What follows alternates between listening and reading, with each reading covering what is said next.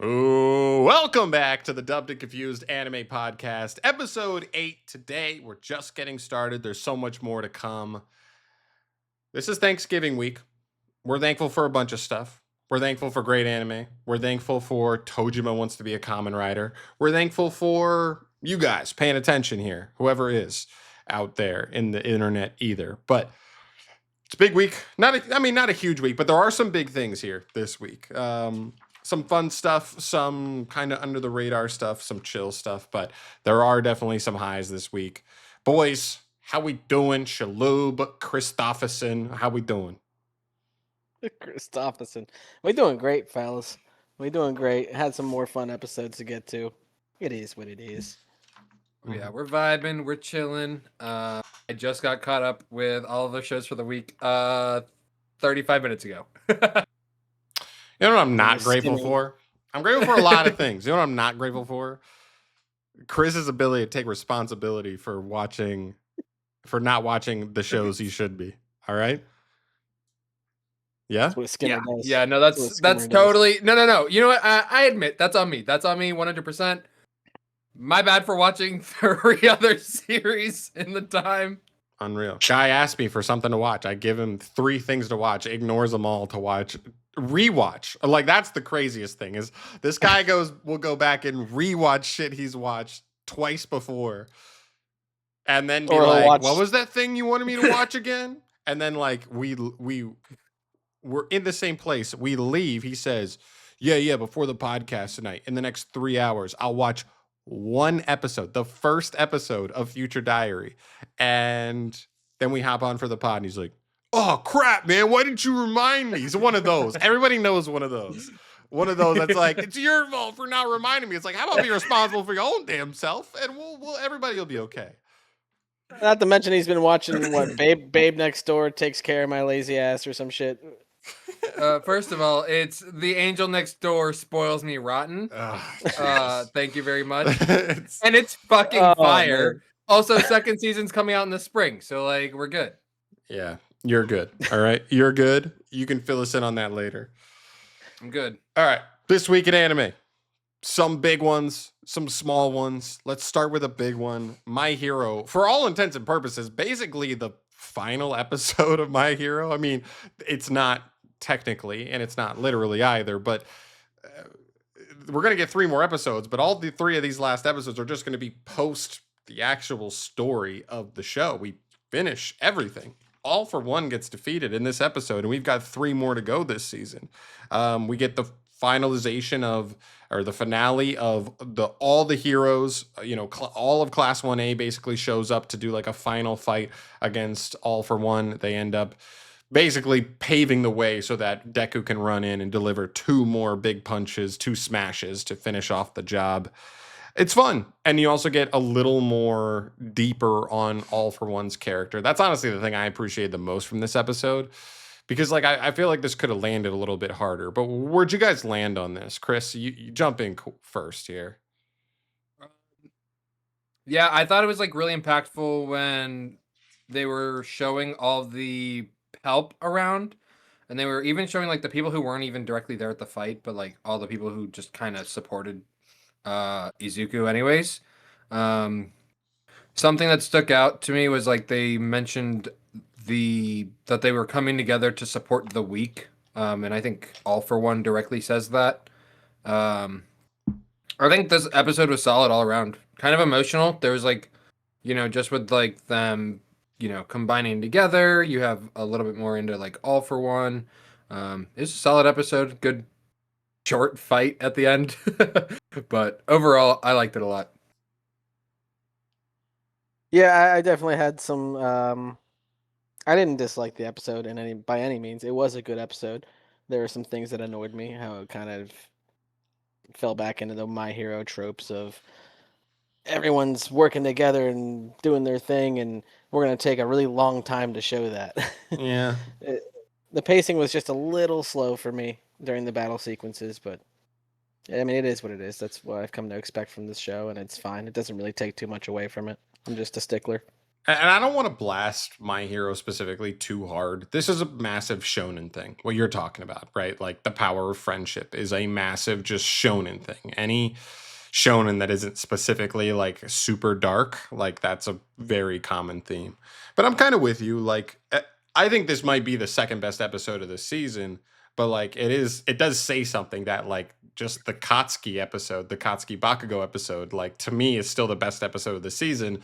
And this is the episode. This is supposed to be the episode. This ended everything. This massive war we've been having. Everything has led up to this. And I would say the episode that just gave Katsuki like his time in the sun was better than this.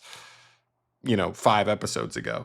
There's a bunch of small notes I have here too. Astronaut Hero. I forget their name. The one with like the black hole hands. Like they have like fingers and they can open up black holes and just absorb stuff. They appear in like the first season. You really don't see them for much until literally this episode they show up and they don't have their mask on. Normally they're in just literally like the astronaut gear. And it's just like a little kid. Maybe they're not a little kid, but they just look like it. But I was just like, oh, the astronaut hero's a little cutie. He's just a little cute guy. I love it. There's like funny small things I have, right? Like Invisible Girl. She really found her niche as laser blocker. that's her her whole niche. Yeah, I didn't see that coming. I mean, she really knows what she can do. She knows her capabilities. Yeah. And I like sort of got it. Like certain heroes in class 1A, you're like, how did they make it to 1A? Like there's a guy who can literally turn into steel in class 1B. And like we got like guy with a tail in class 1A. She's one of those lesser heroes from class 1A, but like I understood like from a stealth standpoint, not every hero has to be perfectly suited for like beating the all for ones of the world, but she could have her niche as a like stealth based hero. She gets an added niche here of like she could just block any beam based attack, I guess, which is pretty cool. The big theme here, finishing off with all for one, is like strength and weakness. That's what Chris kind of touched on there. That seems to be the big overall thing, is like Izuku found extra strength in being weak. Being weak caused him to need to get the edge of researching every power in existence, basically, and knowing like and having a very quick wit on how to take advantage of certain abilities and finding ways to attack their weaknesses and stuff like that, and even just the mental part of it too, which is cool. It's not so out there. It's still a pretty basic premise overall for your final villain, but we're talking about My Hero, basic, other than Demon Slayer, like they're both the most cookie cutter kind of shonens that we've gotten in the last whatever years, Yeah. Yeah. And it ended so quick. I honestly thought this fight was going to be like 2 or 3 episodes. It ended up being one swift one. It just came down like a hammer. It was over. And then we still had like 5 minutes at the end where it's all like the fight's basically over and it's all just going through Shigaraki's psyche kind of disappearing, all for one psyche disappearing. And I love a good send off to a villain. He does get a little bit more likable at the end here. It's so last second, and I wish there was a little more that kind of built up into it, because it's no Meruem. Right. I'm a sucker for Meruem. I think he's one of the best written villains of any story I've ever seen from Hunter x Hunter. But like it did pull it a little bit, not enough to like make me love him, but there was definitely a part of me that was like, he did all this, but he did this out of he loves his brother. He wanted them to be together, kind of thing, forever, and never really got to that. He just went about it the wrong way. So that storyline just felt like too little, too late to me. It's like you waited so long for this small amount of information that you're going to give us, and we're supposed to all of a sudden feel an emotional connection to this villain. No, I agree. And like he has this emotional connection to his brother, but he like there's no like Shigaraki gets his own personal vindication of just like, Deku, you showed me the way or whatever. Like I was wrong. Like you showed me I didn't have to be a villain, but like I just thought, kind of thing. And then he goes on his way, but there was no vindication for the child's life that he specifically sought after and basically ruined his entire life when he, like, that kid, like, as we see through Midoriya like did not have to be the villain that he ended up being, kind of thing. No vindication on that from at least from All for One's perspective. You know? Yeah. Yep. Yeah. Listen, I still enjoyed it. I still gave it a 9.3 because I thought there was a lot of good emotion in this episode. There's some good animation at points as well. There's great animation even at certain points.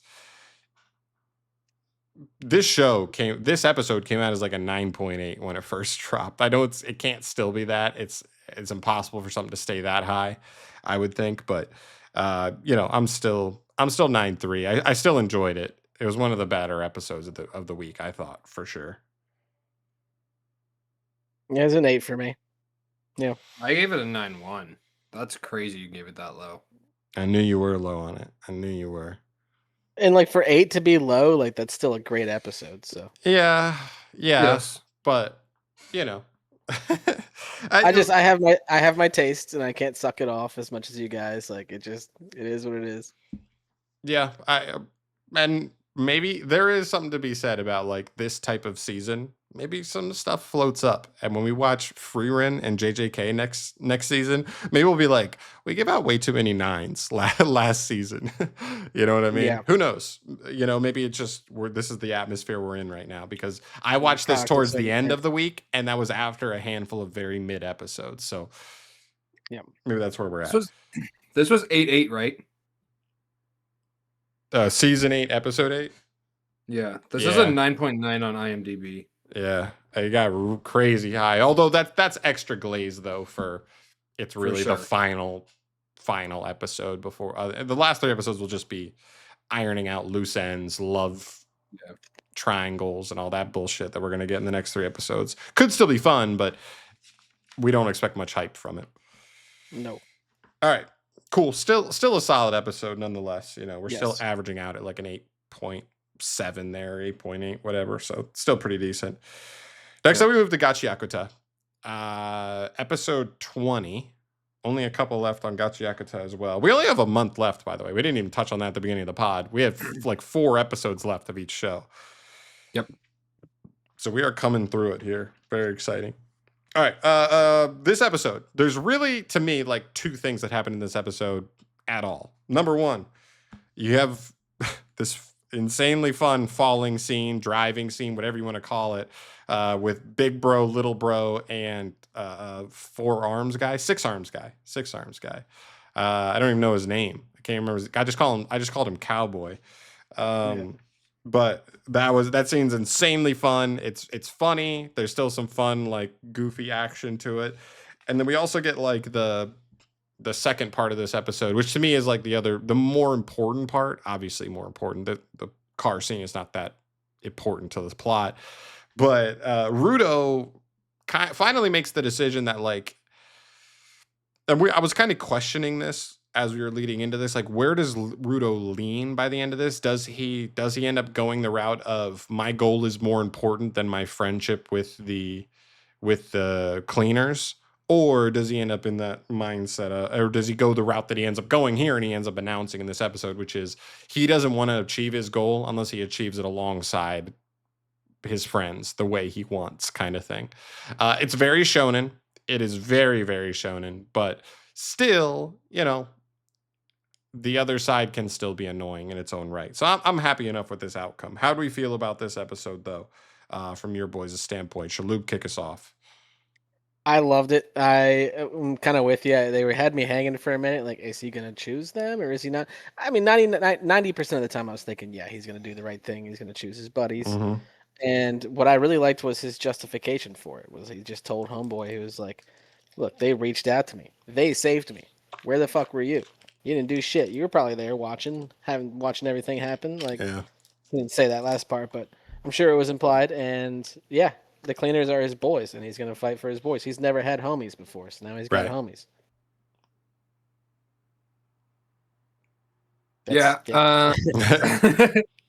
Yeah. Whenever you're ready, Chris, go ahead and jump in. Got it. All right, me now. Cool. Yeah, I wrote 2 notes down for this, Yes. and that's it. I wrote car,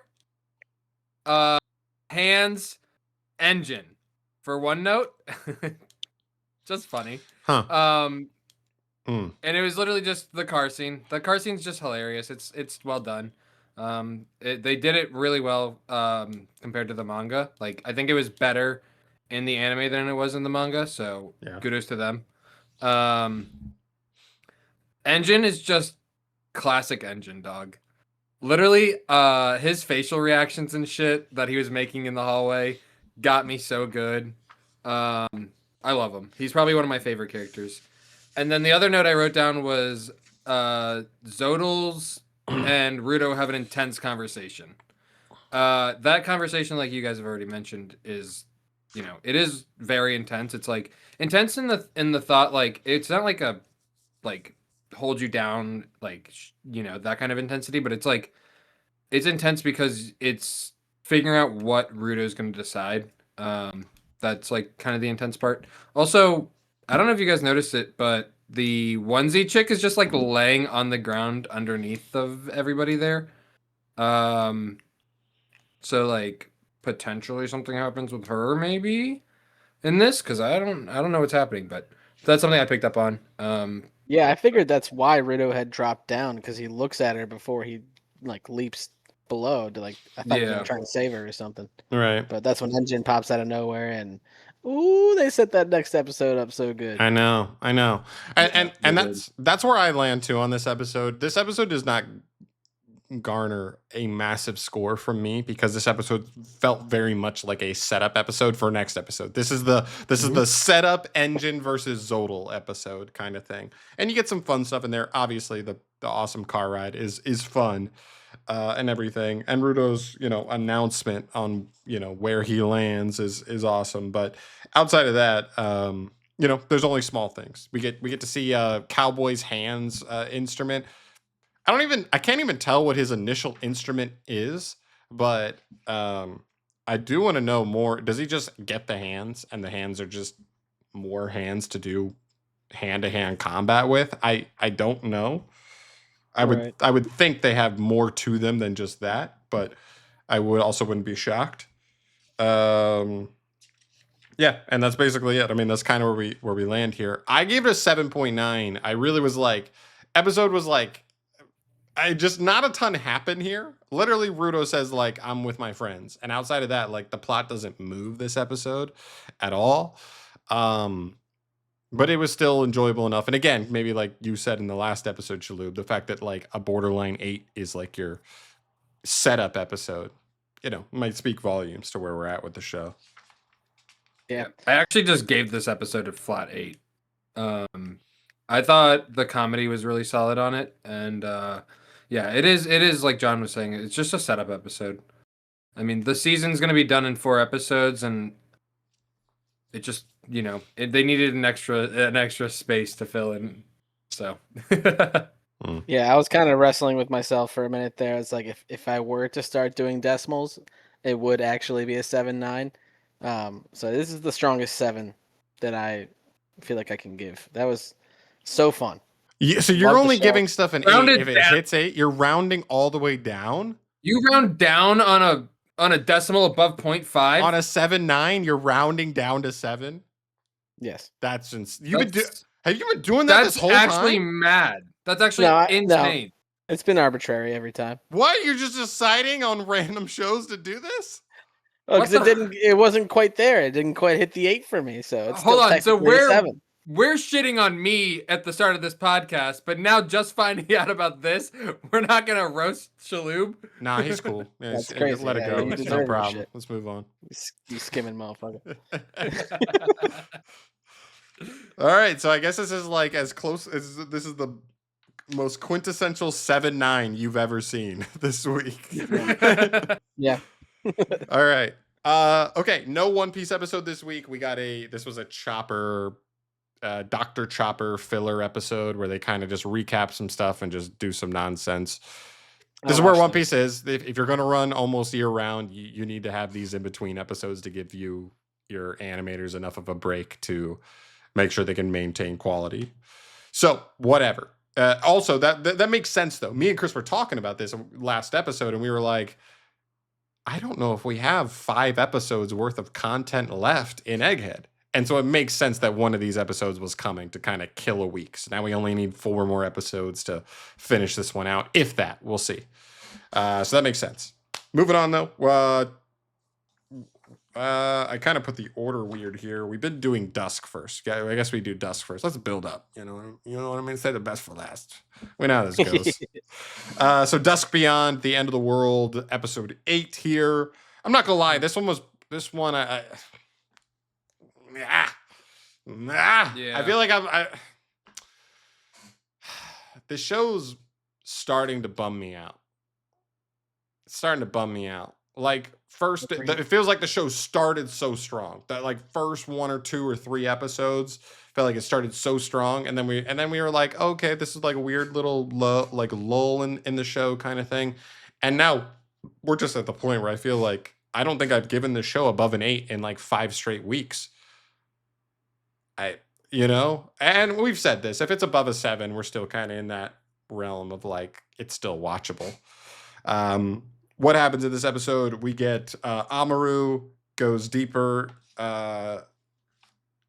in their conversation with Akira about how she loves and wants to LC her him and Yugure.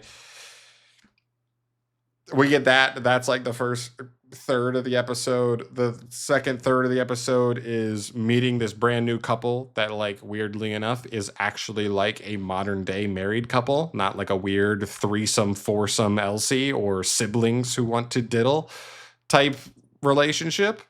And realizing that that's our new thing. That's just what this show is going to be, apparently. That's the other realization that this hit me with. We were like, oh, okay, we got the siblings that are like Yakuza. We got the couple that runs the bathhouse. This was the one where it hit me and I was like, wow, this is just gonna be the whole show, isn't it? Is like us meeting new couples and having to solve their problems for them. Yeah, not at all where I saw the show going from the beginning. Like it is frustrating, as you said. This isn't what it's supposed to be. I mean, this is what I thought it would be, I guess. I don't know. Is this what it was supposed to be? Like, we did start with a sibling romance, so like. Yeah. Well, I knew it was a red flag. He wakes up. Like, first episode starts with him waking up to a wet dream about his big sis. Right. Yeah. Insane. That is true. I'd also like to point out there's like almost no action. Yeah. Since that first episode where you see some crazy animation in action. Yeah. And then up until this second episode. Yes, you're right. Sorry. Technically first episode, but they don't count 0, so yeah. Other than the fire that just happened, and this didn't even feel like that much action. Mm-hmm. No. The only saving grace of this episode, I feel like we all can agree on that, feels like the fact that the other 2 androids show up and like hopefully just some fun stuff happens from there. Maybe it's a fight scene with I can't even really tell what the third android's what her shit is. It feels like Yugure is just kind of like the all-purpose android. The girl with the dark hair, that android, she's the samurai android. That's her thing. She uses the sword, like that's her go-to. That's her bread and butter. Can't even tell what the other one is. I can't even tell like what her thing is supposed to be. So I thought she was like more angelic. I think that that Yugure is supposed to be like a French beret or something like that. She dresses in that like Foreign Legion. French yeah, Foreign like Legion? she dresses in that kind of style, you know. I don't know, because like also when you first see her, she's wearing a beret, so I think she's like supposed to be. Is that weird? Is that weird? Maybe this is the I don't know, like American in me, but I looked at Yugure's design initially, and the first thing that came to my mind was German more than French. Could with be. her clothes and like the blonde hair and but like that was it, and also that headwear is like so European, specifically European. I guess it depends on it is European. You can fight over the country, I guess, but that was where my mind went, was German. Yeah, but I don't know. But I don't know. It was more about the jacket with the skirt combo that I was like, this feels French. Yeah. So it could be. I don't know, but yeah, they do all kind of have some sort of design personality with each android. So I don't know. I'm gonna go in the opposite direction. I don't even think that they even really thought about it that far. I think that they are all just kind of all-purpose androids, and the one that has the sword up to Homeboy's back is just a coincidence. That being said, I hope I'm wrong because like you said, the only saving grace from this episode was the end of that episode where we think there might be some plot development moving forward. Yeah. And so far, it's just been relationship building simulator. it has been weird, even from me as the guy who watches all the romance animes. This one's definitely been a weird twist on an isekai mixed with romance, mixed with adventure, and weirdly incest.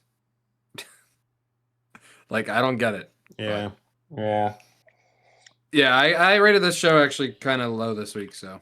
I'm 7 flat this week. That's actually crazy. I went 6 flat. 6 for me. Yeah. Boring. I feel you. I'm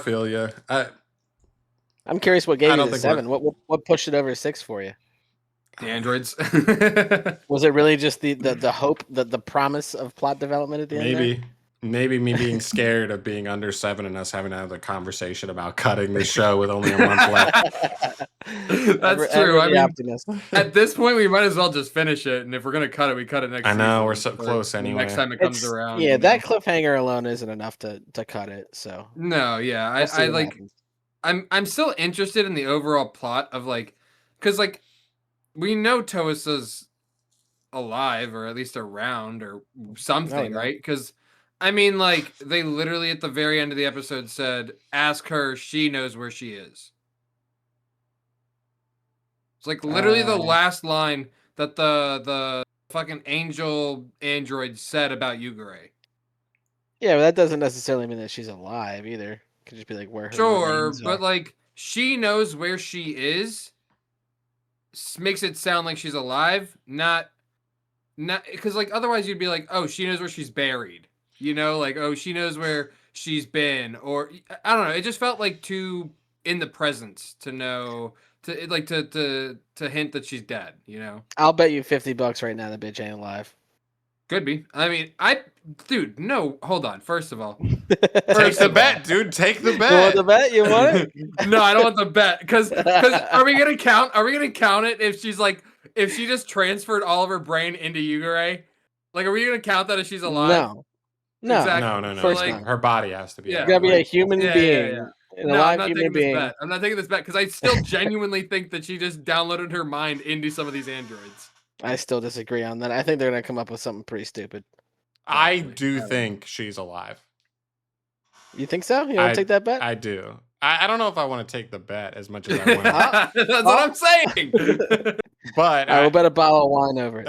All right, fair enough. We'll bet you a bottle of wine over it, and then choice. We'll be on once it gets confirmed or denied. We'll be able to show it off since we didn't really talk about it, but we all do this with a nice little drink. You know what I mean? Helps get the juices flowing. So pour yourself one, but be responsible about it if you do. Yeah, we'll do that. Yeah, I'll take Toasa is alive, and you'll take Toasa is dead. And that, I'm not taking the out of if her consciousness is up. Yeah, even if she went through the same thing Homeboy did. Yeah, that's what I'm saying. If she was in like the tank or whatever, and like she's in a clone body or something, but it's still her consciousness. As long as it's a human being and not an android. Yes. All right. Yeah. I'm cool with that. I'm with you. Because our MC could very well be a clone for all we know.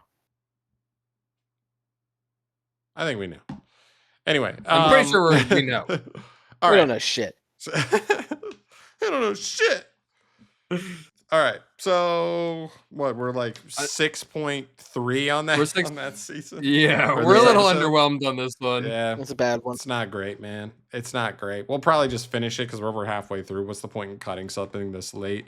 We'll see because this season only runs for 4 more episodes, so we'll see if they can reel it back in. We've got androids in this episode. We got an android sighting. Hopefully that leaves us in a good position. Yep. Okay, Sanda. Episode 8 also. Everything's episode 8. 7. No. Okay. So the Kissin Saga. That's what this episode is. That's what like literally half of this Yep. episode is. The whole episode is like the kissing saga. Nico wants a kiss from Sanda. Let's not glaze over the beginning. I mean, the beginning was fun. Remind me of the beginning. What I miss here? Where homegirl blows a hole through the wall, and she's like, "Oh, I'm just here to tell you guys that you are slacking off on your uniforms." That gives Yeah. Santa enough time to hide. Yeah. Yeah. okay. It's like, That 'cause, was- like I thought that was totally good. like, I was like, how the hell is he gonna get out of this situation? Like, are they just gonna expose that they're working together? Nope.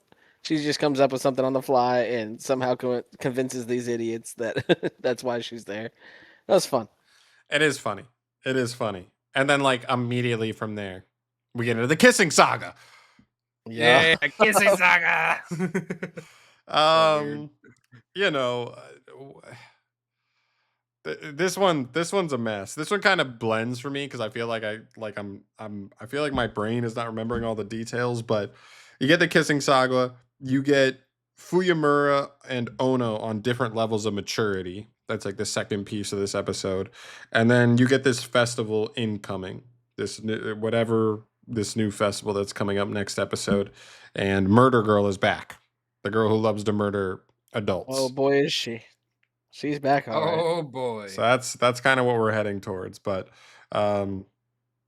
what's going on here? How are we feeling Got a about this question. one? I got a question For who? for just the class. Oh.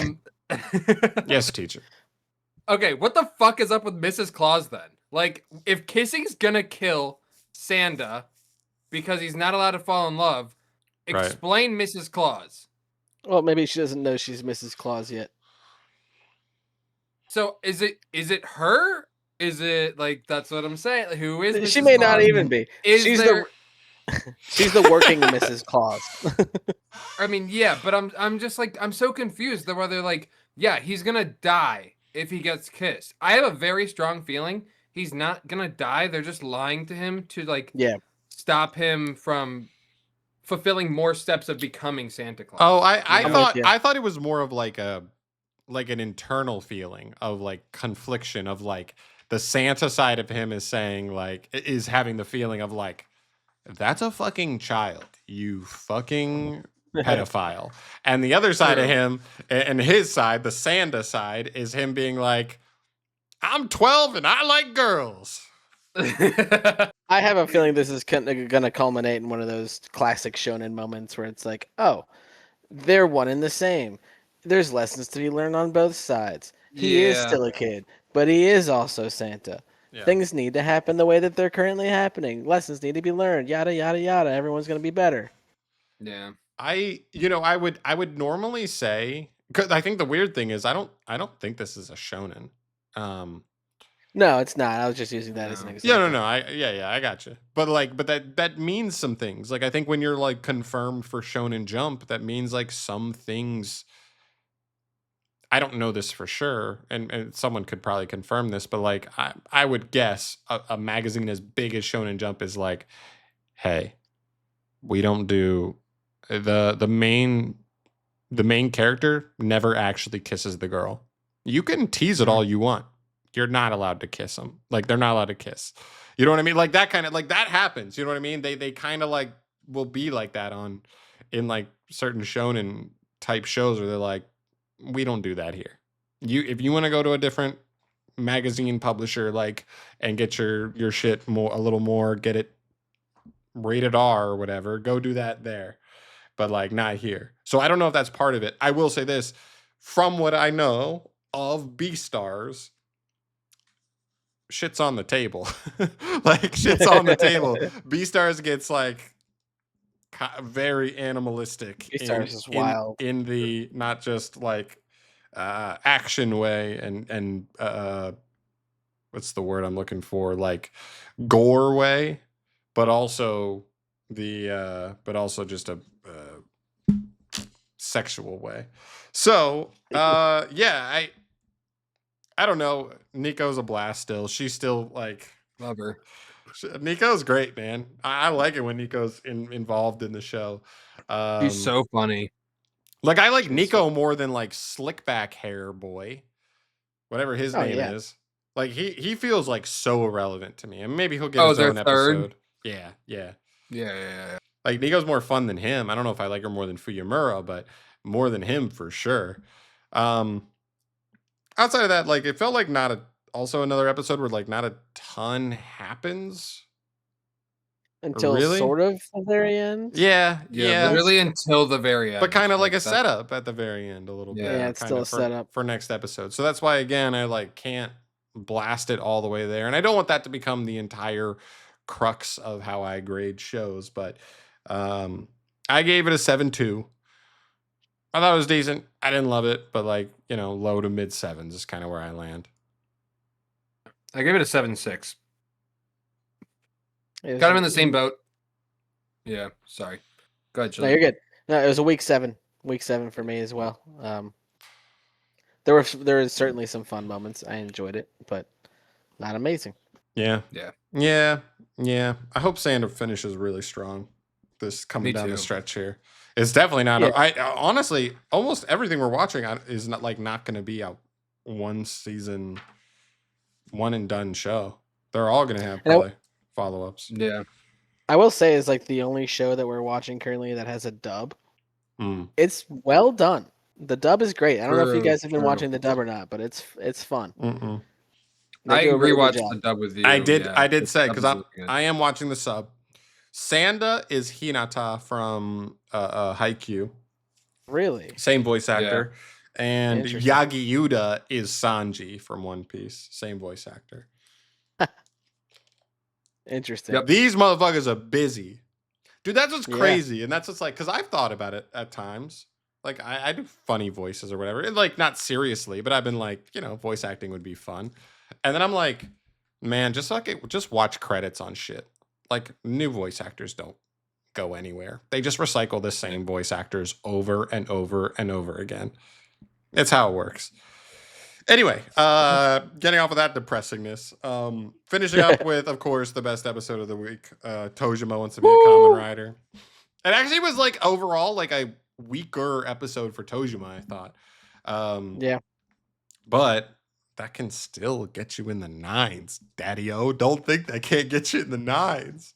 I'm sorry, you went all the way up to 9 for this episode? I didn't. No, I didn't. But I'm close. it was- I was gonna was say. Don't tempt me, Like, bitch. It's a good episode, I but I don't know about a 9 I haven't said yet. my score. I still got time to I change know, that I shit know, before I I know. say it out loud. You can't change it. That Okay, was a great episode. This episode is hero tournament training.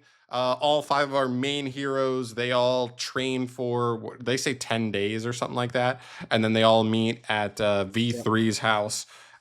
Very, like, honestly, the dream. This guy's house is like, other than like the distance it is from like actual society and how inconvenient it is, he has like living off the grid. yeah, dude, living off the grid in like a beautiful little Japanese home with where he grows his own food. You know what I mean? Like, it's great. That's like the dream.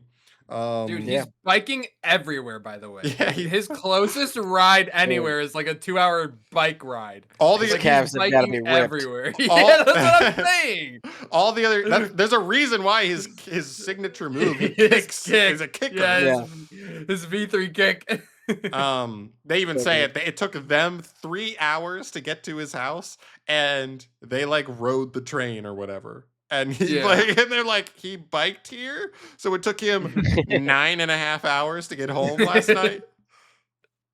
Guy's insane. He's a badass. He's Um, a badass. And then we get an introduction of a very intriguing new character, a new female combatant, kind of to replace the villain role of Mitsuba's lady. I can't even remember her name right now.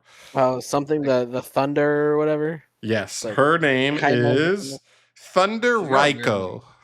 Raiko, yeah, that's what it is.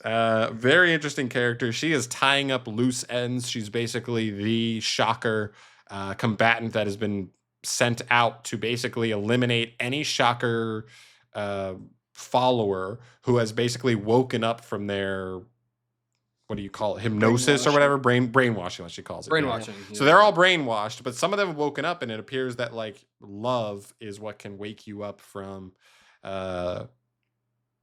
from your brainwashing. And she lays down the law. This episode is very intriguing to me. I think one of the most interesting things from this episode was we actually get like a legit, like almost horror element in this episode. Her going around and just like, it's kind of Offing brutal. people? It like, It's so dark. It's not just the offing people. It's like she goes up to these, ex-shocker combatants and she's like, why aren't you brainwashed anymore? How'd you break out of your brainwashing? And they're just like, I fell in love. And then like some of them are like on a date, or one guy's about to propose to his significant other, and then she murders him in the bathroom. Like that girl's out there waiting for her ring, and that dude's head is smashed in the public bathroom. Kind of dark. I found it interesting how every single one of them was just like, yeah, we're done with this shit. Fuck you. Like you'd think that like at least one of them would be like, I'm sorry, take me back. It is intriguing. Yeah. I guess we didn't get like confirmation that they actually know who she is. Like it's possible they didn't know how high up the ranks. Like clearly the last guy is like an ex militia guy, and he has a knife, and he transforms and still uses a knife even as a shocker combatant. He was Foreign Legion. Oh, that's right. He's Foreign Legion. That is right. It is great. That is right. And so like he's a legionnaire. and he fights back, but he fights back being like, with the power of love, no one can defeat me right now. And then she like, then Bat Monster just splats him into a puddle of human. That was tough. Yeah. Oh, brutal, man. Brutal. Not only that, but then has Thunder, whatever her name is, drink the blood. Ryko, yeah. Make her stronger. Is Then they she show that now little going to become a frame. monster? I think They show that frame of her with like the fangs for a minute. I think it's very Yeah, that's right. It's So- very Demon Slayer to me, where it's like if the big bad of Demon Slayer gives more of his blood to the higher upper ranked demons, they move up like the tiers of demon power. But that makes that's me what makes me curious want- if it's. Yeah, I was going to No, say go it makes ahead, me go curious ahead, if it's only Batman, or if Spider-Man can also do that. I wouldn't think so. Honestly, Spider-Man, not that spidery. He's got 4 limbs and just looks like Bigfoot. Like, I don't know. He's got 3 eyes, by the way. And what are we How's gonna that call make the sense? dude? What are we gonna call the monster that turned Naoko into a shocker? Flyman? Is he a fly? He had like 3 weird little fly eyes on his head. No, I I don't think know. I thought No, that's Spider-Man. That's actually. Spider. Was that also Spider-Man? It's Spider. Okay. Yeah. Yeah. So that's another thing. It's like what's gonna happen with Naoko? We didn't see him drink any blood. Was he force-fed blood? I am very curious to see if Thunder. I think what we might get to see as a side plot here is Thunder Raiko going to be like, you're a shocker combatant, but you don't follow all our rules. When we call you, you don't come.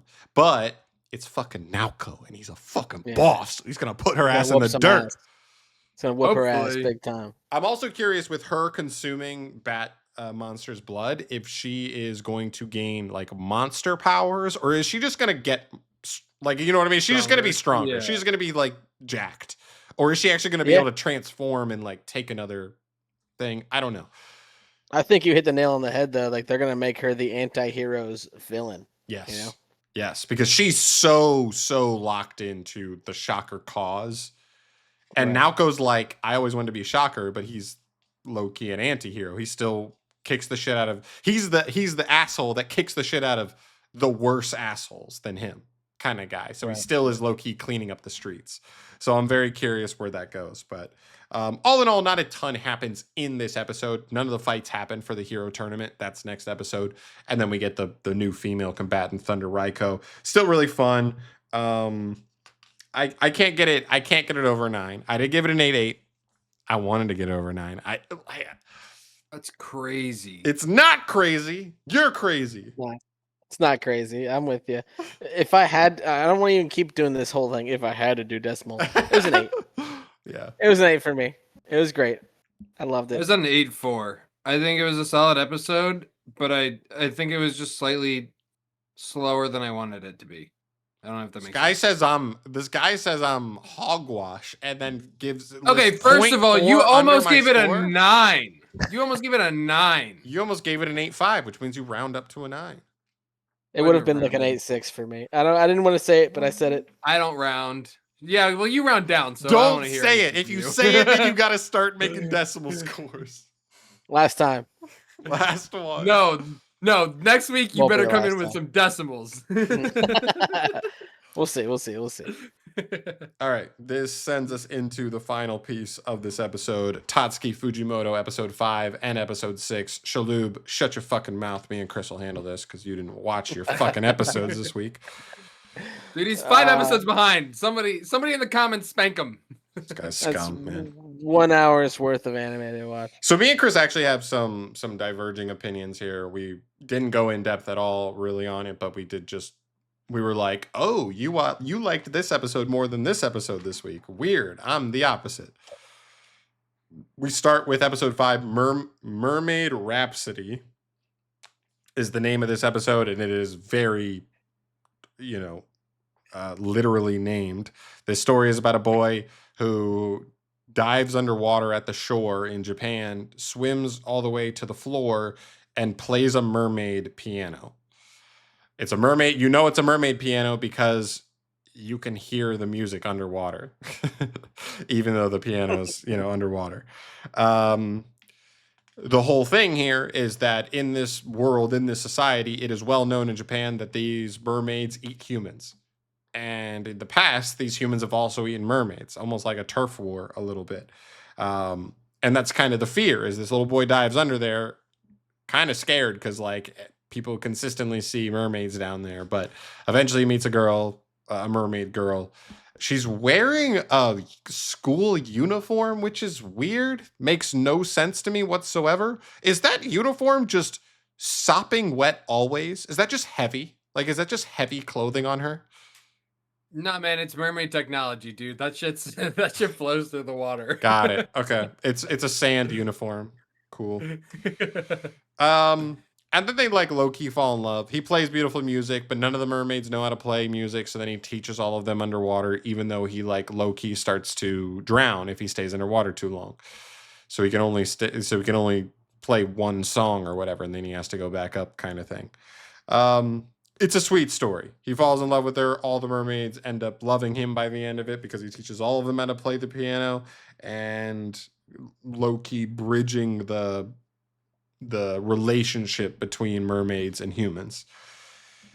It's fine. I thought it was really sweet, but I don't love this episode. This to me was the weakest, other than maybe episode 2. I think we kind of mentioned that, Chris. Other than episode 2 from Tatsuki Fujimoto, I just don't love it. I thought it was very one note, and I thought it was kind of basic. A lot of it. It is sweet, but basic sweet. Chris, where do you land on this episode? So not in the similar boat at all. Did you say your rating? No, you haven't said it yet.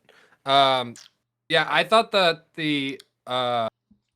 this overall story was better than the next episodes. But I mean, I still gave this episode. I think it has a really interesting story concept. Overall, the concept of the story is really good. I don't think it could ever make it to a real show. It's perfect for a short. But I was still slightly underwhelmed with it compared to any of the previous stories. I did only give this a 7 out of 10, a just straight 7 out of 10. You give this a 7 out of 10? Yeah. I thought it was good. It was just slightly underwhelming. I thought the creepiness of the mermaid was good. I thought that why? Did you give it something even lower? No. Oh, did you give it higher? Yes. And you said it was bad? I didn't say it was bad. I said it was worse than the other episode. It's worse than episode 6. To me, no. I gave it a 7 out of 10. I thought it was slightly underwhelming compared to some of the other stories. I think the animation on it was really solid, but I needed slightly a little bit more, a little tiny bit more, but it was good. This one's definitely the better one in my opinion of the 2 for this week. Guys, what am I supposed to do with this guy? Guy says this shit. I want you to know. I will tell you episode 6's rating in a second here. And you're going to be like, "Oh shit." Episode 6 was so poorly rated by me. So poorly as in you did a bad job with rating it. No, I literally gave Shalhoub, shut up. You haven't even watched these shows yet. Yeah. You have no opinion over there. Only Catching watching episode strays, 1. Shaloop's no say. Nobody's safe. I'll watch it tonight and I'll be like, yeah, you're right. A text message at like midnight, and it's gonna be Like, Shaloub, and he's gonna be like 1 a.m. I'm gonna be hammering. I'll be like, Chris, I have a fucking terrible opinion on this show as usual. He didn't like Made in Abyss. He didn't like for good the stuff. course.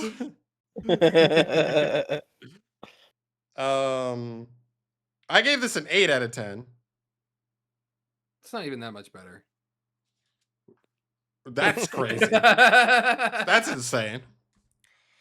No, I get what you're Whatever. saying though. I mean, like, I actually rated. I like changed my rating on this one twice. Wow, we're by the so way, far off on these ratings. This is the farthest anyone's been on any episode ever. This entire podcast, because that means I like true. episode 6 more than episode 5, so it's above an 8, and you like episode 6 less than episode 5, which is below a 7. So these might be like a full 3 points difference. It will be more than 3 points. This guy makes me absurd. sick.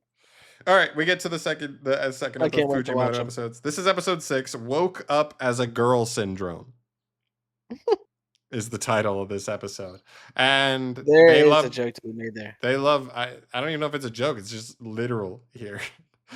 In this episode, it is not just like you get a surgery, you purposefully change your gender kind of thing. In this world, apparently, there is just like a medical condition where like you can just wake up and you are just a different gender now.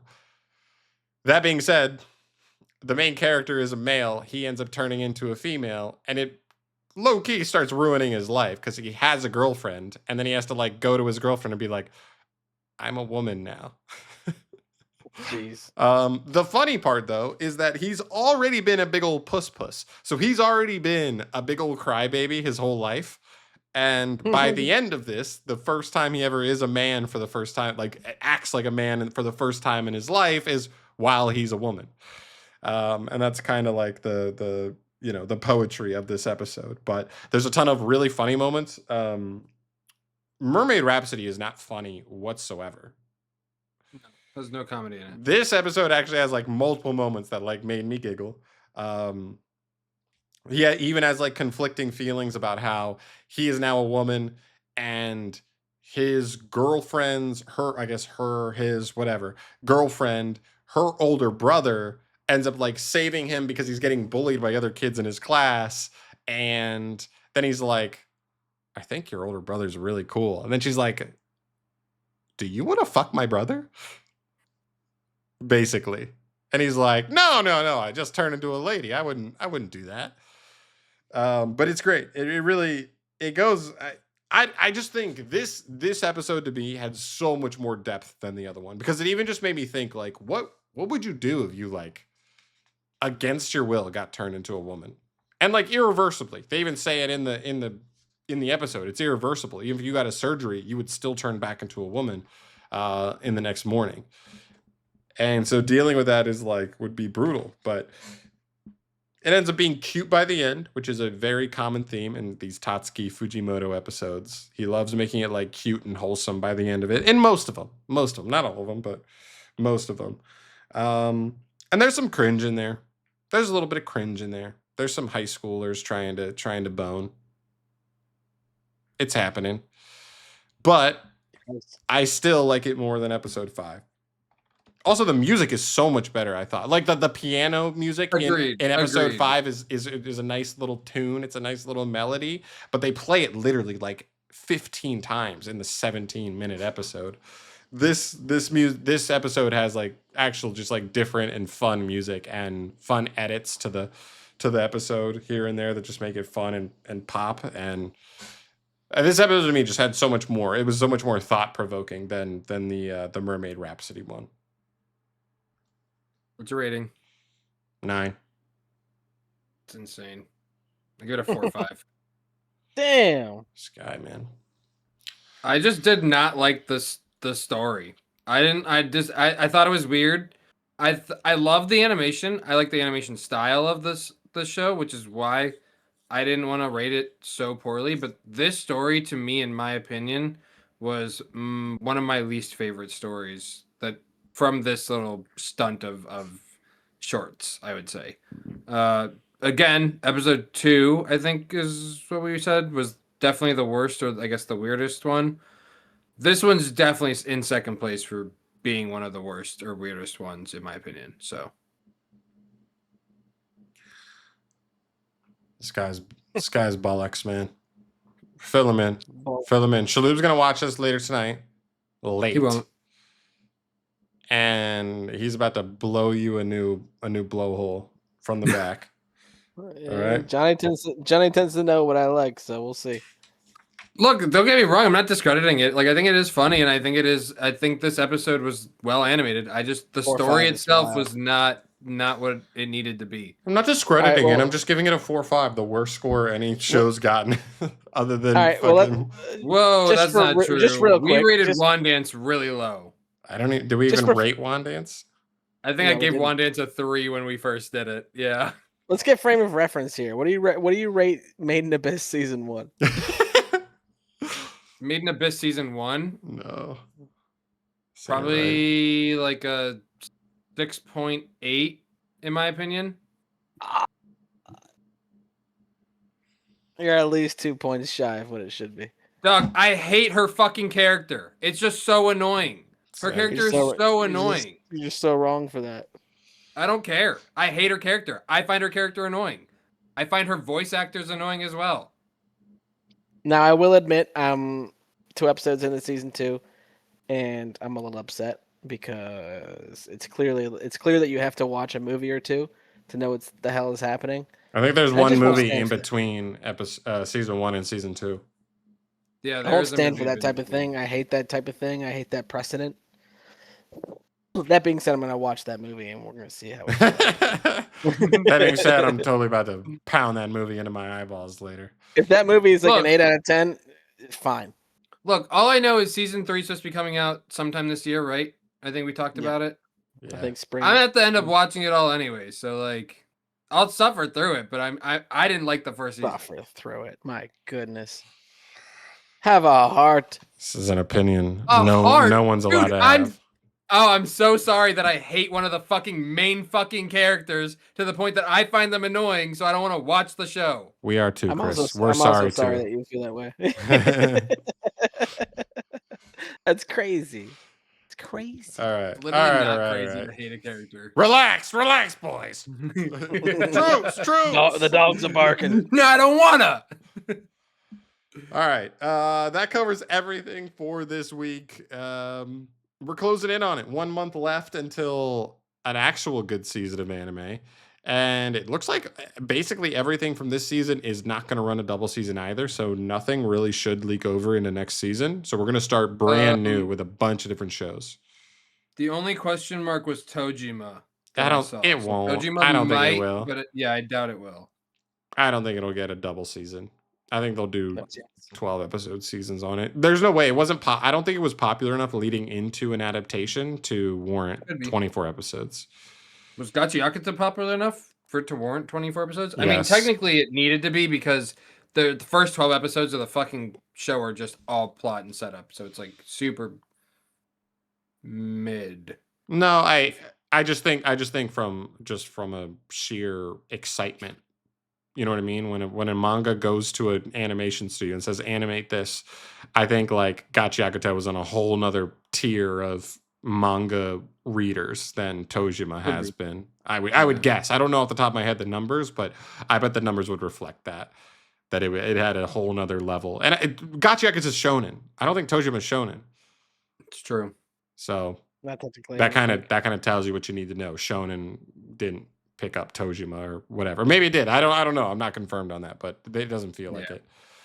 All right. Thank you so much for watching. As always, guys, we're out of here. We will hit you back next week with next week's episodes. Shaloub will maybe watch Tatsuki Fujimoto for the first time ever. I saw the first episode. I watched the first episode. That's it. And we're watching the last 2 next week. So there you go. If there's any time to come back and, get your get back, that's the time to do it. It'll happen tonight. Bye-bye. Bye bye. Chris, What? bye Tommy bye. is Bye-bye. spanked.